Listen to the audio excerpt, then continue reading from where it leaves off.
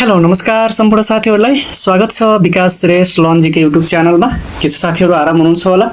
आज बुधबार 2083 साल असार 3 गते बुधबारको गोर्खापत्रमा प्रकाशित वस्तुगत प्रश्नपत्रहरूको भिडियो लिएर म तपाईहरु सामु उपस्थित भइसकेको छु। सुरु गरौँ आजको गोर्खापत्रमा प्रकाशित वस्तुगत प्रश्नोत्तरको पहिलो नम्बरको क्वेशनबाट। तपाईको एक नम्बरको क्वेशनबाटै जाउँ है त। एक नम्बरमा बागमती प्रदेश सरकारद्वारा विक्रमसम्म 2083 असार 1 गते आर्थिक वर्ष 2083-84 का लागि कति राशि बजेट सार्वजनिक गर्यो भन्ने छ।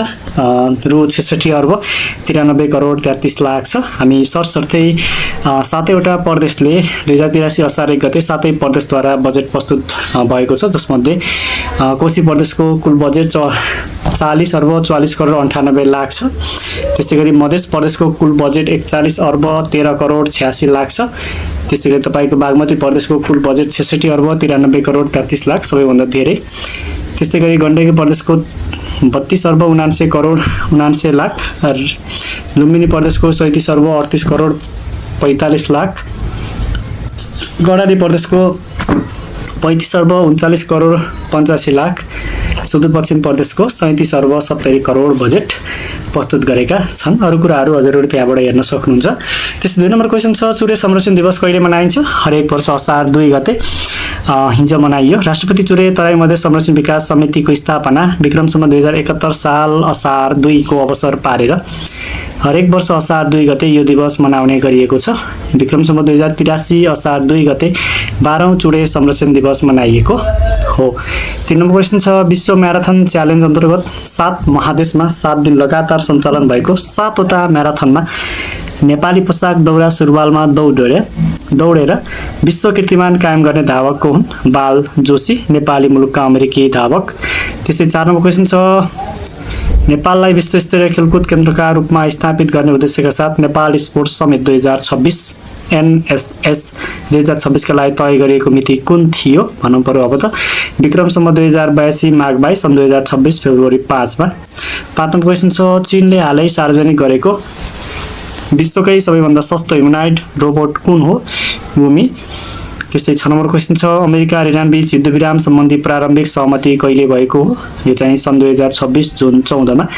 सो शान्ति सम्झौतामा औपचारिक हस्ताक्षर आगामी सन् 2026 जुन 9 मा स्विजरल्यान्डमा हुने बताइएको छ।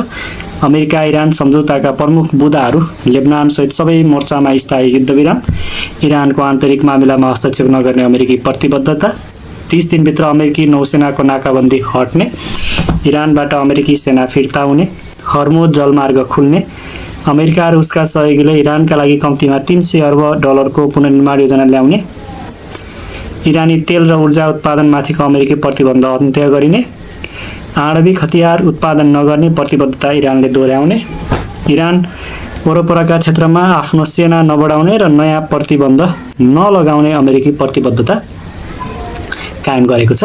7 नम्बर क्वेशन, बेलायतद्वारा 16 वर्षभन्दा कम उमेरका बालबालिकालाई सामाजिक सञ्जाल प्रयोगमा प्रतिबन्ध लगाउने घोषणा कहिले गरियो? सन् 2026 जुनमा। सन् 2027 सालको सुरुवातबाट लागू हुने गरी घोषणा गरिएको छ। अस्ट्रेलिया, क्यानाडा, ब्राजिल र इन्डोनेसियाले बालबालिकाको सामाजिक सञ्जालमा नियन्त्रण सम्बन्धी कानुन तर्जुमा गरिसकेका छन्। 8 नम्बर क्वेशन छ, प्राकृतिक प्रकोपबाट पीडित नागरिकलाई चिकित्सकीय सेवा उपलब्ध गराउन स्थानीय रूपमा सञ्चालित कार्यक्रमलाई के भनी चिनिन्छ? यो चाहिँ अपरेसन नाइटिङ्गेल। 9 नम्बर क्वेशन छ, जङ्गली जनावरबाट मानिस एवं खेतीपातीको रक्षा गर्न लगाइएको विद्युतीय तारलाई के भनी चिनिन्छ भनेछ? एन्जाइबर भनेर चिनिन्छ। 10 नम्बर क्वेशन, नेपाली वनस्पतिका पिता भनी कसलाई चिनिन्छ भनेको छ? बुखानन ह्यामिल्टन। त्यस्तै 11 नम्बर क्वेशन छ, 12 वन 18 खण्डका रूपमा चिनिने प्रसिद्ध स्थान कुन हो भनेर भनेको छ? यो चाहिँ तपाईको रामारोसन। यो क्षेत्र 2050 देखि 3790 मिटरको उचाइमा फैलिएको छ। यहाँ 9 प्रकारका लालीगुँरास, लौसल्ला लगायत अनेकौं बहुमूल्य जडीबुटीहरू पाइन्छ। पर्याप्त पर्यटकीय सम्भावना बोकेको यस ठाउँमा डाफे, मुनाल र कस्तुरी जस्ता दुर्लभ वन्यजन्तु पाइन्छ। 12 नम्बर क्वेशन छ, कृषि ज्ञान केन्द्र कहाँ स्थापना गरिने भएको छ? फत्ताङलुङ गाउँपालिका ताप्लेजुङ। 13 नम्बर क्वेशन छ, विश्वमा चिया उत्पादनमा नेपाल कति स्थानमा रहेको छ भन्ने क्वेशन छ। यो चाहिँ 14औं स्थानमा, पहिलो चीन, दोस्रो भारत र तेस्रो केन्या। 14 नम्बर क्वेसन छ हाल विश्वमा अति कम विकसित राष्ट्रहरूको संख्या कति छ 44। त्यस्तै गरी 15 नम्बर क्वेसन आर्थिक सर्वेक्षण 2082-83 अनुसार हाल नेपालमा मातृ मृत्यु दर कति रहेको छ 151 प्रति लाख। शिशु मृत्यु दर 27 प्रति हजार छ, प्रति हजारमा 27 र मातृ मृत्यु दर 151 प्रति लाखमा। FAO को पछिल्लो तथ्याङ्क अनुसार हाल विश्वको कुल भूभागको कति प्रतिशत हिस्सा वन क्षेत्रले ओगटेको छ 32%। 17 नम्बर क्वेसन छ हाल सरकारले हडताल गर्न निषेध गरेका अत्यावश्यक क्षेत्र कति छन् 25 वटा। सरकारले विक्रम सम्वत 2083 जेठ 25 को राजपत्रमा सूचना प्रकाशन गरी हडताल गर्न निषेध गरेका 25 अत्यावश्यक क्षेत्र निम्नानुसार रहेका छन्। डाक, तार वा टेलिफोन सेवा, जलस्थल वा हवाई मार्गबाट यात्रु वा माल सामान ओसार पसार गर्ने यातायात सेवा, हवाई अड्डा वा हवाई जहाजको देखभाल, त्यसको सञ्चालन वा मर्मत गर्ने कामसँग सम्बन्धित सेवा। 4 नम्बर क्वेसन 4 नम्बरमा हवाई ग्राउन्ड, रेलवे स्टेसन वा सरकारी गोदाममा माल सामान ओसार पसार गर्ने वा राख्ने, झिक्ने वा थन्काउने कामसँग सम्बन्धित सेवा, छापा वा सरकारी छापाखाना सम्बन्धी सेवा, हात हतियार, खरखजाना वा अरू कुनै सैनिक सरसामानको उत्पादन गर्ने, थन्काउने, वितरण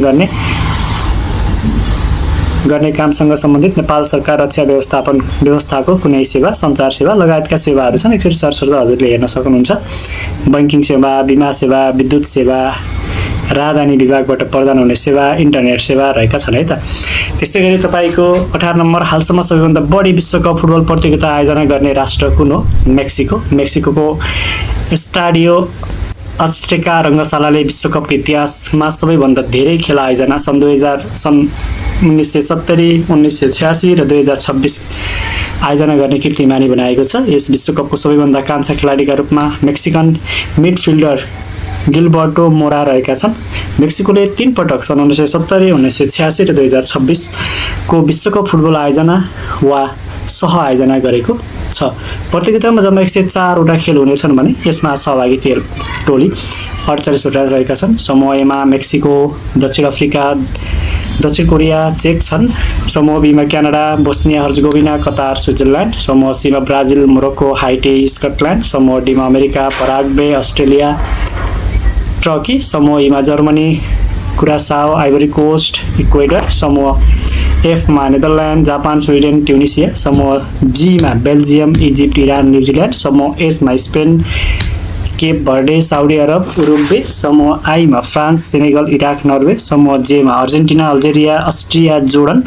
समूह के मा Portugal, Congo DR, Uzbekistan, Colombia. समूह एल मा इङ्ल्यान्ड, क्रोएसिया, घाना, पानामा रहेका छन्। पहिलोपटक विश्वकपमा सहभागी भएका मुलुकहरूमा Curaçao, Cape Verde, Jordan, Uzbekistan रहेका थिए। इटालीमा विश्वकप जिताउने कप्तान फाबियो कानाभारोको प्रशिक्षणमा उज्बेकिस्तान पहिलोपटक विश्वकपमा पुग्न सफल भनेर यहाँ राखिएको छ। ओके साथीहरू, आजको गोर्खापत्रमा प्रकाशित वस्तुगत प्रस्तुतिको भिडियो सकिएको छ। विकास श्रेष्ठ लन्जीको युट्युब च्यानललाई माया गर्नुहोला। सबैलाई धन्यवाद।